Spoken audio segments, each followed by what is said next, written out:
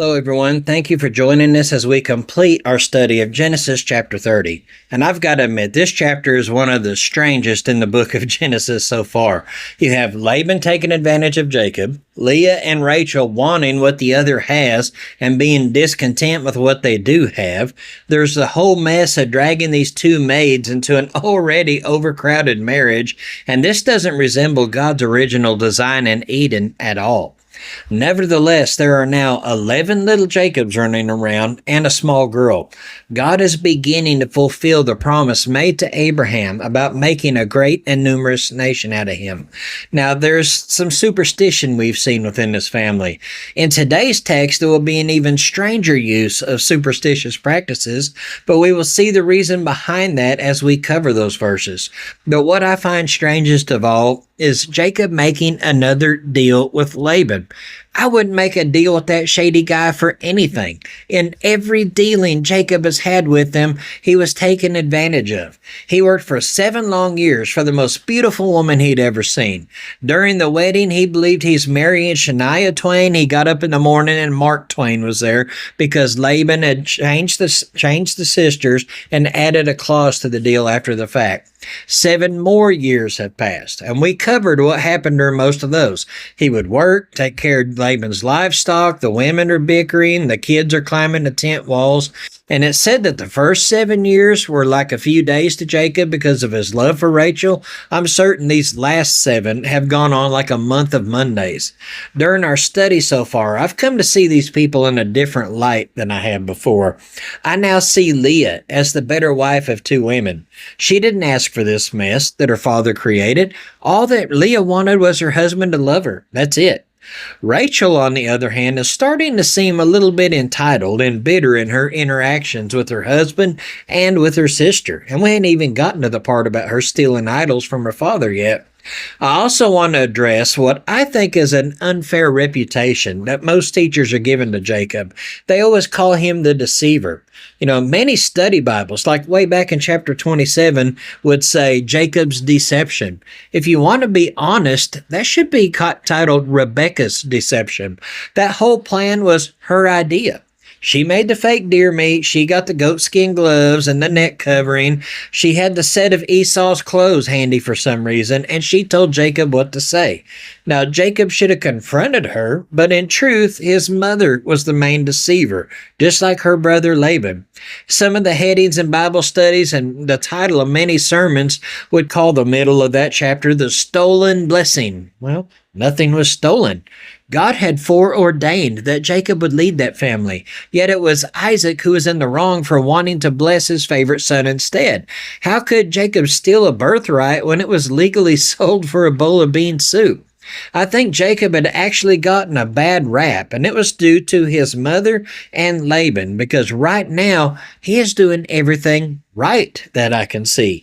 He stated clearly he would work 7 years for Rachel. A very generous offer, and he did what he said he would do.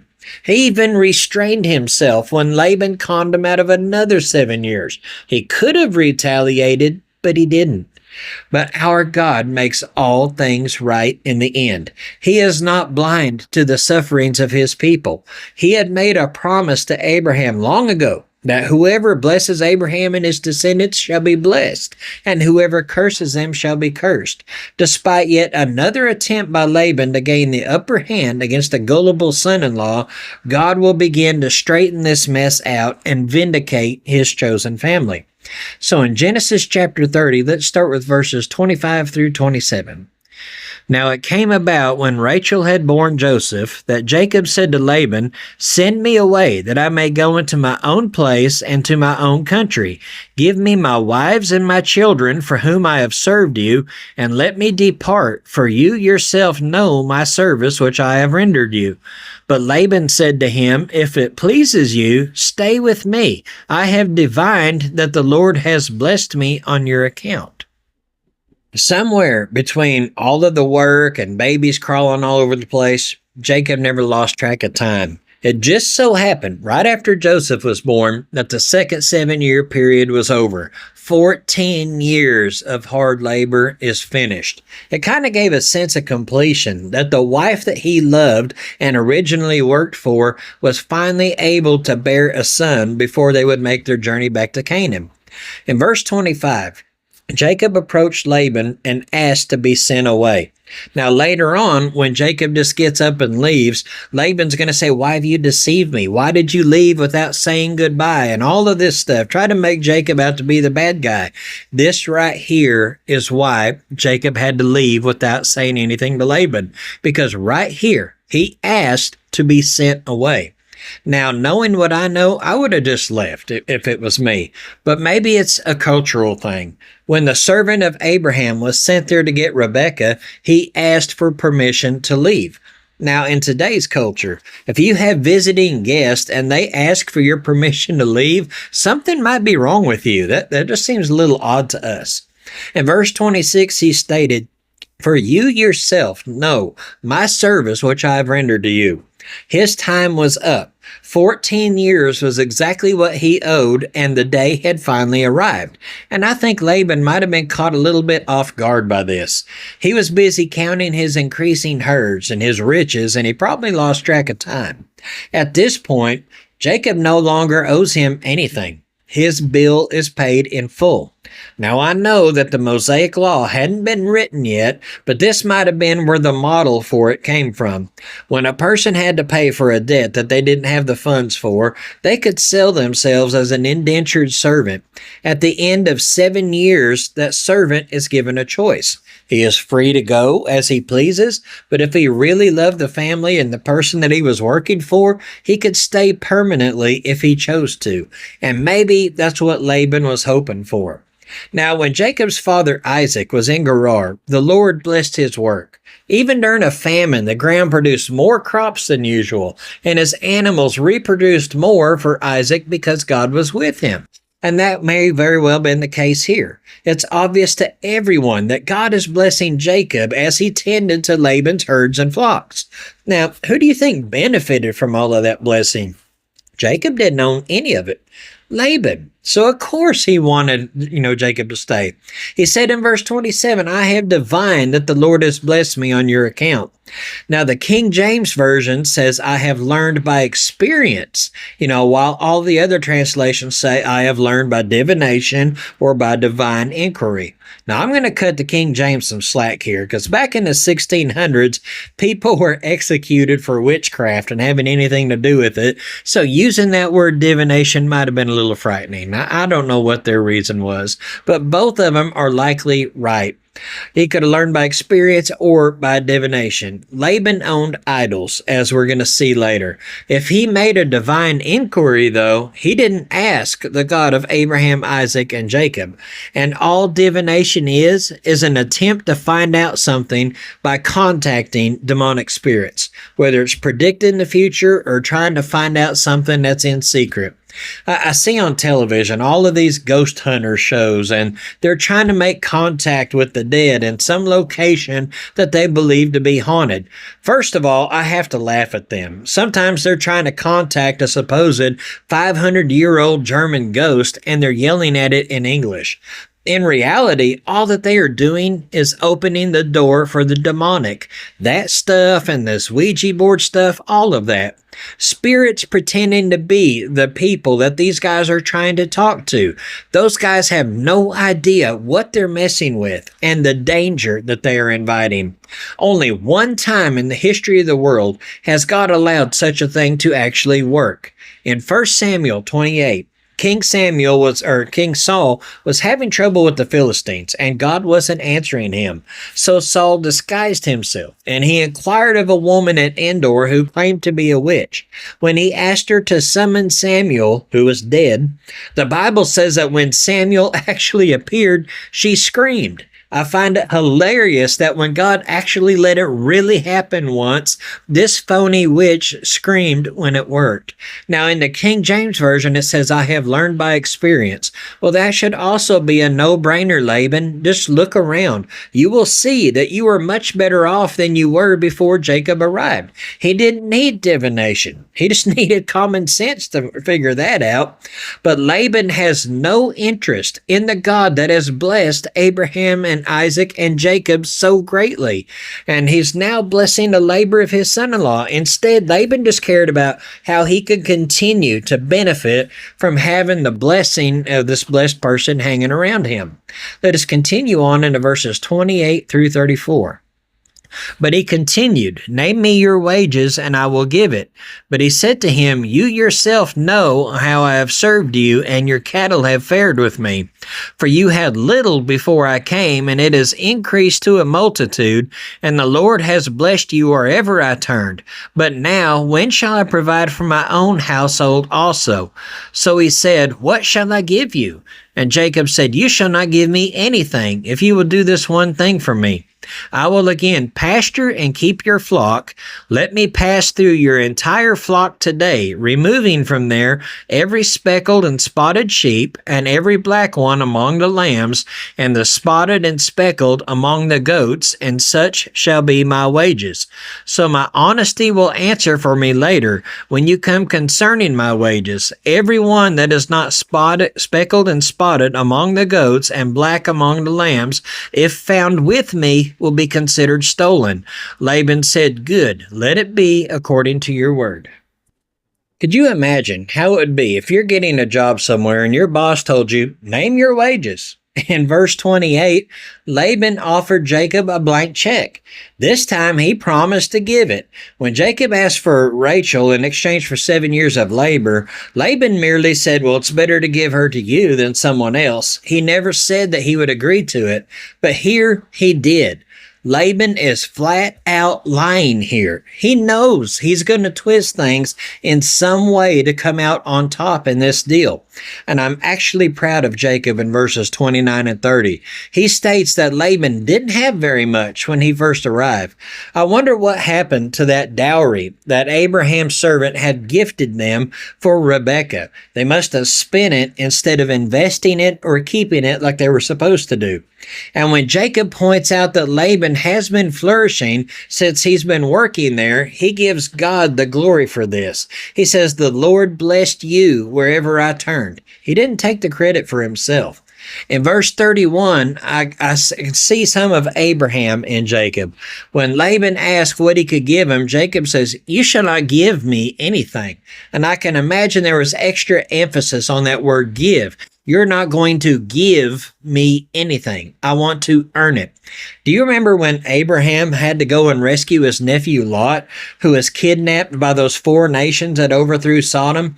Abraham had just 318 men, and he rescued his nephew and all of the people that were taken by the enemy. The king of Sodom, who just happened to flee and then come back when it was safe to come out, came out and praised Abraham greatly. He says, Keep whatever you like from the loot as a payment. Abraham says, I won't even take a thread or a sandal strap from you, so you can't say that I made Abraham rich. Jacob declared, You won't give me anything. He volunteered to keep working and take care of Laban's livestock. He only asked for a little bit of initial capital to begin growing a herd of his own. Jacob has a large family now, but he has nothing in his pockets. If he were to return home, how would they survive? What would be their source of income? He has to have something to start with. So he states the terms of the agreement. From this point forward, all of the animals that are born with spots, stripes, speckles, or black wool would belong to Jacob. Now, this would be beneficial to Laban in 2 ways.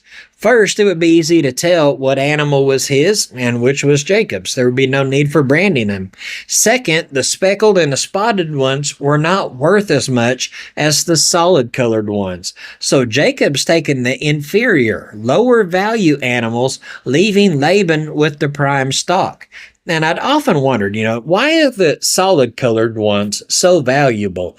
But if you stop and think about it, they sold the wool from the sheep, but even the hides of the goats and the cattle were used. They didn't waste anything.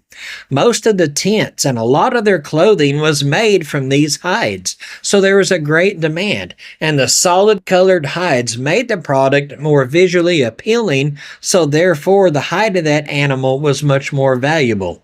Now, I was raised on a cattle farm. All that mattered was the meat. It doesn't matter what color the hides were. There was a time when my dad raised some Bulingo cattle. They resembled the belted Galloway. To me, they looked like a giant walking Oreo cookie. The only advantage of that coloring is that we didn't have to brand them. Everybody knew who they belonged to. Many years later from Jacob's day, when the tabernacle was built and the people would sacrifice to the Lord, a command was given about a Passover lamb right before they left Egypt. He was to be perfect, spotless, and with no defects. The purpose of the Passover lamb was more than just commemorating the deliverance from the bondage in Egypt. It looked forward to and painted a picture of the Messiah, God's Son, who would come in the future and redeem mankind. Jesus was also spotless and without defect. And by that, I mean he was sinless. He was blameless. And the Passover lamb, not one bone was to be broken in his body. And it was the same with Jesus when he was on the cross. But here, Jacob was going to get the opposite. His family would be raising the spotted and the striped and the speckled animals that are considered to be less valuable, and they're far from perfect. Looking at the track record of this family, I'd say that's pretty fitting.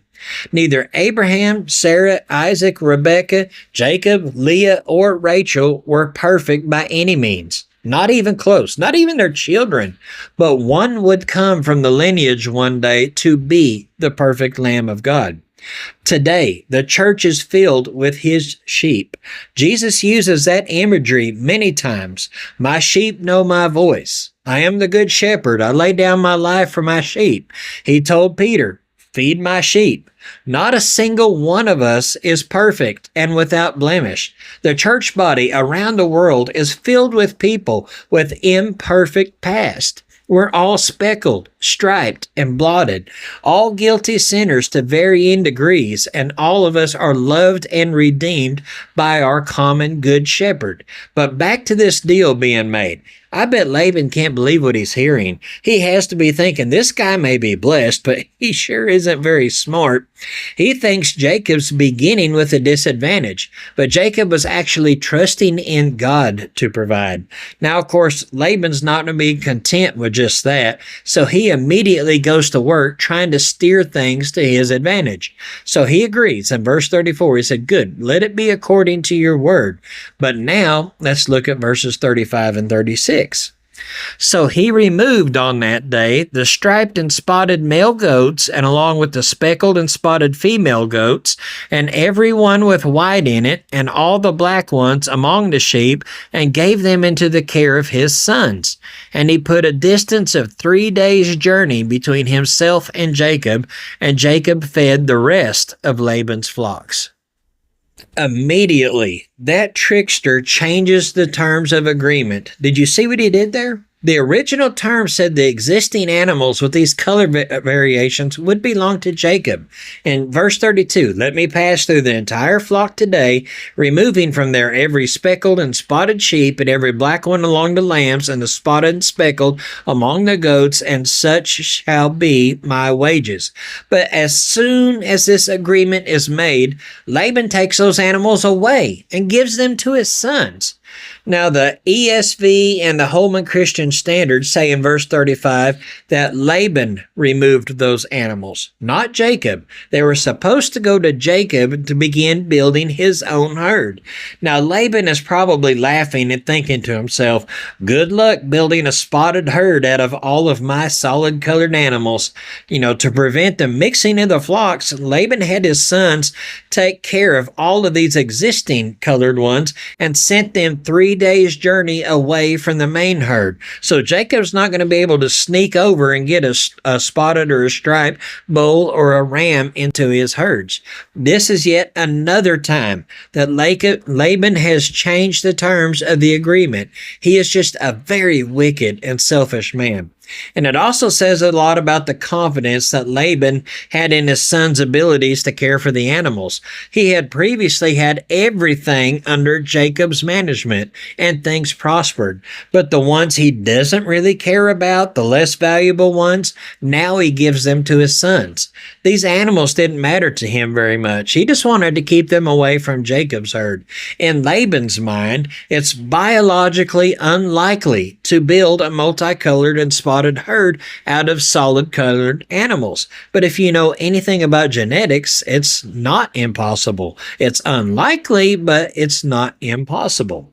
Let's go on into verses 37 through 43.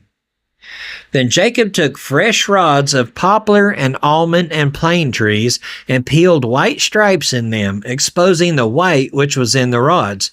He set the rods which he had peeled in front of the flocks in the gutters, even in the watering troughs, where the flocks came to drink, and they mated when they came to drink. So the flocks mated by the rods, and the flocks brought forth striped, speckled, and spotted. Jacob separated the lambs and made the flocks face towards the striped and all the black in the flock of Laban. And he put his own herds apart and did not put them with Laban's flocks. Moreover, whenever the stronger of the flock were mating, Jacob would place the rods in the side of the flock in the gutters, so that they might mate by the rods. But when the flock was feeble, he did not put them in, so the feebler were Laban's and the stronger Jacob's. So the man became exceedingly prosperous and had large flocks and female and male servants and camels and donkeys.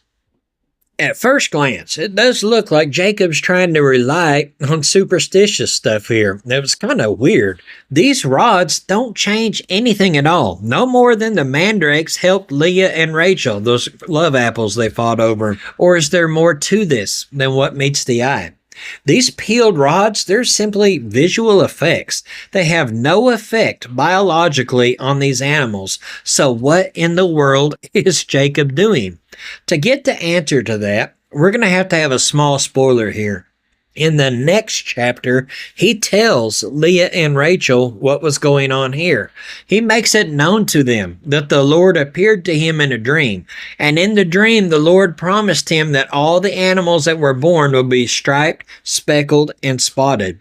So that leaves two possibilities with these peeled rods. Number one, they're an attempt by Jacob to superstitiously help God out. Or number two, they're just for show. If anybody is watching and spying and trying to figure out how this was happening, they would have to assume some crazy thing about this weird process with the rods. The people of this land, they have worshipped idols and all kinds of crazy things and all kinds of superstitious nonsense. So if they see Jacob's wealth increasing and they focus on these rods and everything else, they're going to think that's what happened. I've seen a lot of news stories. They interview people that are well over 100 years old, and they always say, "What's the secret to your longevity?" If I ever make it to be that old and someone asks me, "What's the secret to long life for you?" I'm going to make up something wild just to see if they're going to try it themselves. I lived on a solid diet of coffee and pine cones. Either Jacob put these sticks out there for show or to throw off somebody who wasn't watching, or he was commanded to by the Lord, and we just haven't been told so.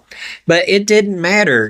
Jacob was stuck with these solid colored animals. It didn't matter whether or not he put the rods out there or not. The Lord is the one who opens the womb and gives life to humans and animals, and the Lord determines their appearance.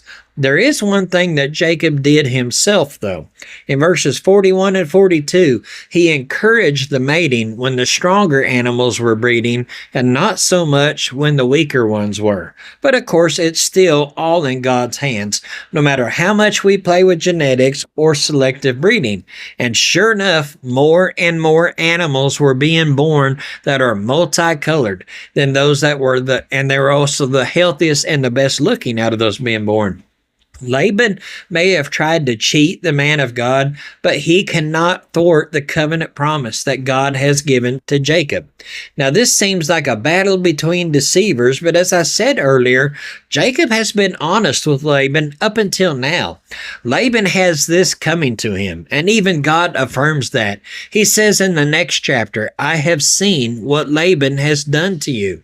This encounter that ends with Jacob becoming rich at the hands of his oppressor will become an established law later on when the law comes down to man.